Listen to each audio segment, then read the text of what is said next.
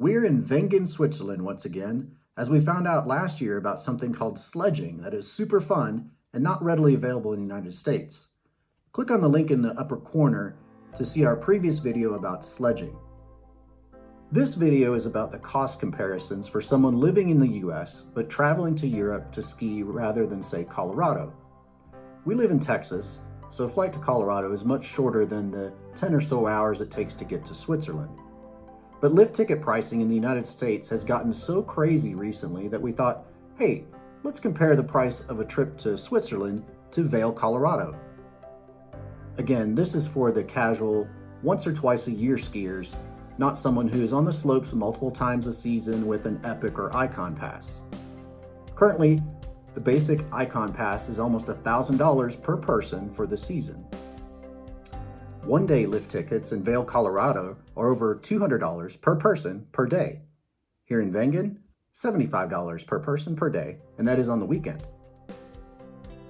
And as a bonus, the sledging lift tickets are only $58 per person per day. So obviously the biggest savings will be on your lift tickets. The Alps are visually stunning. You won't be disappointed with the scenery. So why are lift tickets so much cheaper here? And keep in mind, Switzerland has the most expensive lift tickets in all of Europe. Well, a lot is due to supply and demand. In the US, there are less than 500 ski resorts, but in Europe, there are over 4,000 ski resorts. Switzerland alone has around 300 ski resorts, and France has another 300. Most of the top resorts in the States are owned by two companies, Vail Resorts and Altera, so there's not as much competition. And prices have really gone up in the past 20 years in the United States for comparison. How does food pricing compare? Well, in the United States, the resort owners also own the majority of the restaurants, unlike in Europe. With inflation hitting food prices in the United States, we have not seen much of a difference in the price of food between the two. And generally, the food on the mountain is better quality than the overpriced burgers and hot dogs typical for the States. Now for lodging. How does that compare to the good old USA?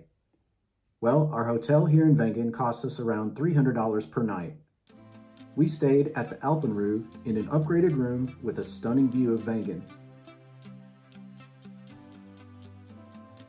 The included breakfast is really quite good and includes some things you won't find across the pond. Besides the flight cost, you do have to figure in the cost of ground transportation. In Colorado, we'd need to either rent a car from Denver or take a shuttle bus to Vail. In Switzerland, we took the train from Zurich to Wengen. First-class train tickets were just under $600 for the two of us, compared to about a $500 rental car in Colorado, which is our typical mode of transportation there.